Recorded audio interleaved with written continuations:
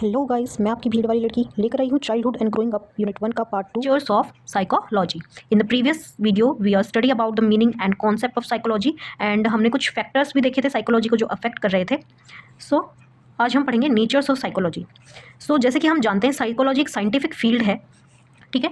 So psychology is a scientific field that composed of various aspects of human experiences. So natures of psychology can be understand in various aspects. जैसे कि हम जानते हैं कि psychology एक scientific field है और वो कंपोज करती है वेरियस ह्यूमन बिहेवियर्स को और एक्सपीरियंसेस की स्टडी को. सो अगर हम नेचर्स देखें तो नेचर्स को हम वेरियस एस्पेक्ट्स के अंदर पढ़ सकते हैं, जैसे कि ह्यूमन बिहेवियर, ह्यूमन के क्या क्या बिहेवियर हैं, क्या उसके एक्शंस हैं, उनको प्रेडिक्ट करके, ठीक है, उन सारी चीज़ों को हम ह्यूमन बिहेवियर के अंदर पढ़ेंगे. फिर आता है टाइप्स ऑफ ह्यूमन बिहेवियर कि किस किस तरीके के बिहेवियर हमें ऑब्जर्व हो रहे हैं, ठीक है. इंडिविजुअल डिफरेंसेस को हम साइकोलॉजी के पर्सपेक्टिव से पढ़ेंगे कि हर एक इंडिविजुअल के अंदर डिफरेंट पर्सनैलिटी ट्रेट्स होते हैं, डिफरेंट बिहेवियरल एस्पेक्ट्स होते हैं, ठीक है. सेकंड फोर्थ वन आता है डायग्नोसिस एंड थेरेपी. फिर कुछ मेंटल डिसऑर्डर्स होते हैं साइकोलॉजी से रिलेटेड, ठीक है, कुछ मेंटल एक्सपीरियंसेस होते हैं, उन सब चीज़ों को हम इनके अंदर पढ़ेंगे. ओके. सो आप इस तरीके से फ्लो चार्ट के फॉर्म में बना के एग्जाम के अंदर बता सकते हैं और फिर वन बाय वन एक एक पॉइंट को एक्सप्लेन कर सकते हैं. First one, human behaviour.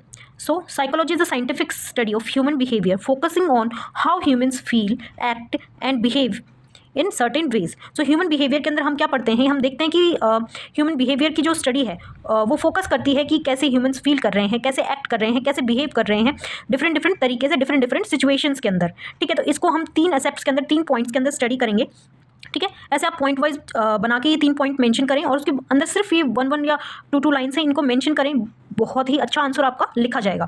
First one is understanding human actions. इसके अंदर हम क्या पढ़ेंगे कि seeks to understand the underlying causes and motivation behind human behaviour. कि कोई ह्यूमन बीइंग जो है वो क्यों ऐसा बिहेव कर रहा है, उसके पीछे क्या रीज़न है, क्या कारण है, हम इसके अंदर उस चीज़ को हम समझेंगे कि कोई पर्टिकुलर एक्शन है, ठीक है, उसके पीछे क्या मोटिवेशन है या फिर क्या कारण है, उस चीज़ को हम इसके अंदर पढ़ेंगे. Second one, predicting human behaviour. कि आप कोई सिचुएशन को देख के हम प्रिडिक्ट कर लें कि जैसे कि कुछ सपोज कीजिए कि कोई लड़ाई हो रही है, ठीक है, तो उसके अंदर प्रेडिक्टेबल है कि ह्यूमन को गुस्सा आएगा, एग्रेसिवनेस देखने को मिलेगी, तो वो हमने एक ह्यूमन बिहेवियर प्रेडिक्ट किया. सो डिफरेंट सिचुएशंस के अंदर ह्यूमन के बिहेवियर को प्रेडिक्ट करना is the second point. Third point is improving human wellbeing. फिर थर्ड पॉइंट आता है कि ह्यूमन वेलबींग को हम कैसे इंप्रूव कर सकते हैं, जैसे कि हम अपनी ह्यूमन नॉलेज जो है ह्यूमन बिहेवियर की उसको अप्लाई करें to improve mental health, relationship and overall well being, ठीक है. सेकंड पॉइंट अब हमारा आ जाता है second, types of human behaviour. So psychology explores various types of human behaviour. Psychology जो होती है वो बहुत सारे टाइप ऑफ ह्यूमन बिहेवियर को इंक्लूड करती है. इसमें से कुछ टाइप के हम पढ़ेंगे. जैसे फर्स्ट वन आता है कोजेनेटिव बिहेवियर. कोजेनेटिव के अंदर क्या क्या होता है, thoughts, perceptions, problem solving skills, ये सारी चीज़ें जो होती हैं कोजेनेटिव बिहेवियर में आती हैं. अब कुछ बिहेवियर होता है जैसे कि इमोशनल बिहेवियर.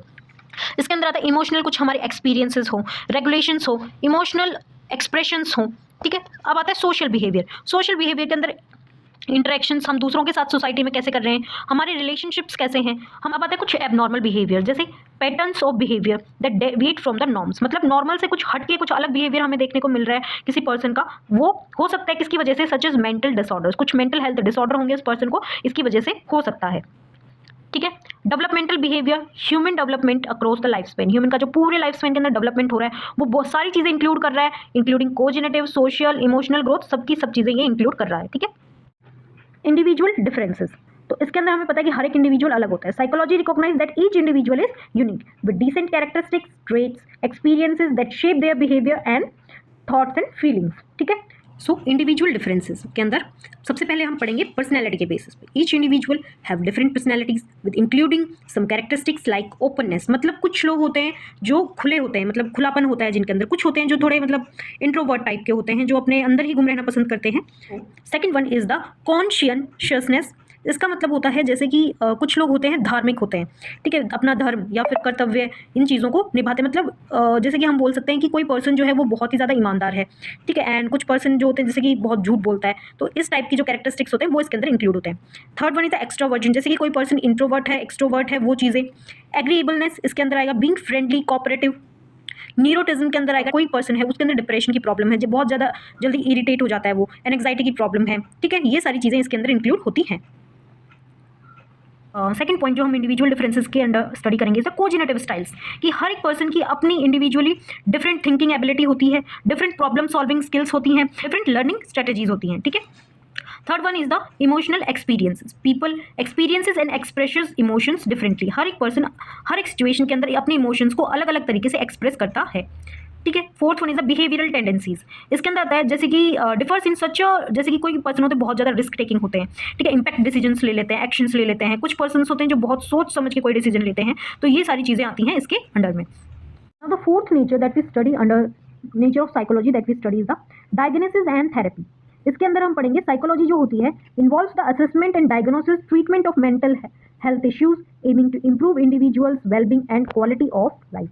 इसके अंदर हम क्या पढ़ रहे हैं कि इन्वॉल्व करता है कि ट्रीटमेंट और डायग्नोसिस कुछ मेंटल हेल्थ इश्यूज को, और एम करती हैं जो इंडिविजुअल के जो थिंकिंग होती है पूरी ऑल ओवर वेलबींग जो ह्यूमन बींग होता है उसकी क्वालिटी होती है लाइफ को, उसको इंप्रूव करने. फर्स्ट हम पढ़ेंगे इसके अंदर डायग्नोसिस. सो डायग्नोसिस को हम दो बेसिस के अंदर पढ़ेंगे कि साइकोलॉजिस्ट जो होता है पहले क्या असेसमेंट टूल्स यूज कर रहा है. ठीक है. Psychologist use standardised assessment tools like questionnaires, interviews and observation to gather information. अब जो देखो डायग्नोसिस के लिए हमें क्या मतलब कि हम उसको पहचाने की इंसान को प्रॉब्लम क्या है, डायग्नाइज करें. ठीक है. तो इसके अंदर साइकोलॉजिस्ट क्या करता है, कुछ असेसमेंट टूल्स यानी कि कुछ प्रोसेसेस होते हैं, जैसे कि उससे पूछताछ करेगा, उससे क्वेश्चंस पूछेगा, उसके कुछ इंटरव्यूज लेगा. ठीक है. और फिर उसके बिहेवियर को ऑब्जर्व करेगा और इन्फॉर्मेशन को गैदर करेगा. फिर आता है डायग्नोस्टिक क्राइटेरिया. इसके अंदर हम पढ़ेंगे psychologist refers to the diagnostic manuals like DSM-5. DSM-5 क्या एक हैंडबुक है जो साइकोलॉजिस्ट यूज करते हैं, जिसके अंदर डिफरेंट बिहेवियर्स के बारे में लिखा गया है. ठीक है. और पेशेंट्स की क्या क्या कंडीशन हो सकती हैं उनके बारे में इसको लिखा गया है. तो उसके अंडर में जो साइकोलॉजिस्ट होता है वो स्टडी करता है. ठीक है.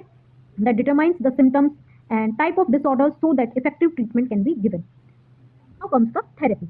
Therapy includes treatment. Therapy is treatment approach used by psychologists to help individuals cope with mental health concerns and emotional struggles and behavioral issues. अब इस थेरेपी के अंदर जो होता है ट्रीटमेंट दिया जाता है साइकोलॉजिस्ट के द्वारा.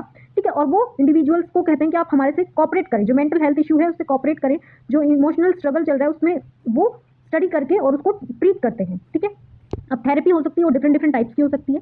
ठीक है. तो फर्स्ट थेरेपी है कोजेनेटिव बिहेवियरल थेरेपी, CBT जिसको हम बोलते हैं. फोकस करती है कि जो नेगेटिव थॉट्स आ रहे हैं, ठीक है, नेगेटिव पैटर्न या नेगेटिव बिहेवियर है उसको वो चेंज कर सके साइकोलॉजिस्ट जो है अपने ट्रीटमेंट से, और उसको ह्यूमन बीइंग को एक पॉजिटिव जो वे है उसकी तरफ लेके जा सके. ठीक है. Second one is the psychodynamic therapy. ये क्या एक्सप्लोर करती है जो अनकॉन्शियस थॉट्स होते हैं, फीलिंग्स होते हैं या कुछ पास्ट एक्सपीरियंसेस होते हैं, जैसे कि किसी को डरावने सपने आते हैं. ठीक है. उन सब चीज़ों को ट्रीट करने के अंदर. Third one is the humanistic therapy. Humanistic therapy includes self emphasizes personal growth, self actualization and self empowerment. जिन लोगों के अंदर सेल्फ कॉन्फिडेंस की कमी होती है या फिर वो डरते हैं कि हम ये चीज़ नहीं कर सकते, हम ये काम नहीं कर सकते, उनके अंदर सेल्फ एम्पावरमेंट लाना, सेल्फ कॉन्फिडेंस लाना, ये इसके अंदर में आते हैं. Last therapy is the family therapy. इसके अंदर क्या करता है साइकोलॉजिस्ट वर्क करता है फैमिली के साथ में. ठीक है. उनके अंदर कम्युनिकेशन कैसा है, उनके रिलेशनशिप्स कैसे हैं, उनको स्टडी करता है और ट्रीट करता है. ठीक है. So enough for the today. I hope you understand all the points. And अगर किसी को PDF चाहिए नोट्स का तो मुझे कमेंट सेक्शन में बताएं, मैं मेंशन कर दूंगी. Enough for today. Take care. Bye bye.